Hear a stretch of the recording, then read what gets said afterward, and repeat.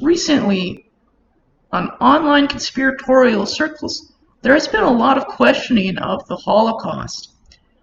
These questionings usually use cute euphemisms like baking cookies or making gabagool. However, all of them seem to revolve around the same central premise, in which, I quote, 6 million lives over 4 years, that's over 100 people a day, 24 hours a day, without stopping. Doesn't that seem like a lot to you? Now, in truth, it does take around 3 hours to cremate an adult body. However, we know from context and historical eyewitness accounts that the Holocaust did indeed happen. However, this isn't enough for some people, and so recently an expert has stepped forward and provided me shocking new information that will hopefully put this dangerous myth to rest once and for all. Yes, I was a research scientist posted at a secret facility in Antarctica where we committed quite a few different experiments. There I was in charge of a program that was intended to what how should I say? We were intending to breed a race of dragons that would allow us to win the war.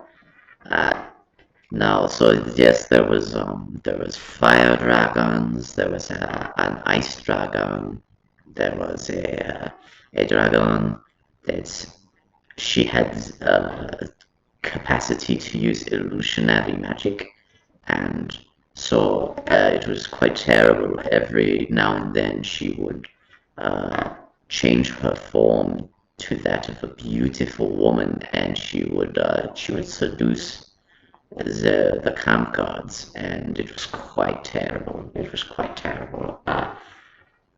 Yes, there's also the jump dragon, who we all loved very much. And basically, we called him the jump dragon because he had no wings, and so he would hop around to get places, and he was quite a good little hopper. But you might say, well, that's not necessarily a jump dragon. It is more like a wingless dragon or something like that, a defective dragon. But you must understand that dragons are very self-conscious, and if we were to call it a defective dragon or some sort of wingless dragon, it would be quite upset.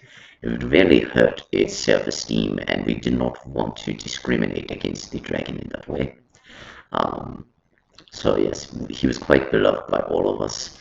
He was not much use in the war, but eventually we did put him in charge of certain operations under the alias of a Lithuanian collaborator, and he had a very long career with us. All right. Also, you hear about the reptilians and all this all the world leaders. They're reptiles from space and all that. But this is not true at all. Actually, they are all just the descendants of the illusionary dragon.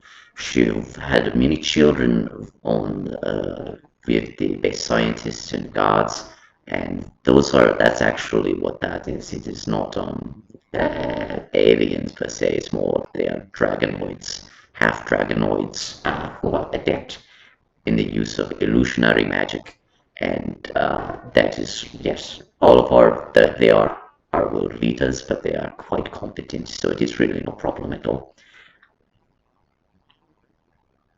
But oh yes, yes, the Holocaust, of course. Uh, yes, of course, the Holocaust happened. The fire dragon, it helped us perpetuate it. Obviously, I mean, it was quite amazing, actually. Very funny to see him in action. But yes, of course, the Holocaust happened.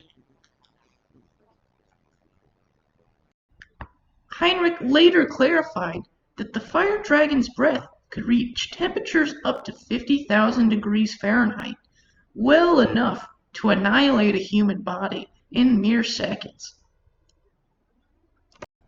So, as we can see from this new evidence, there's no doubt at all that the Holocaust did indeed happen and was the most terrible genocide ever perpetuated in history. Well, I appreciate you joining me today, and if you like this content and want to see more of it, I hope you'll subscribe.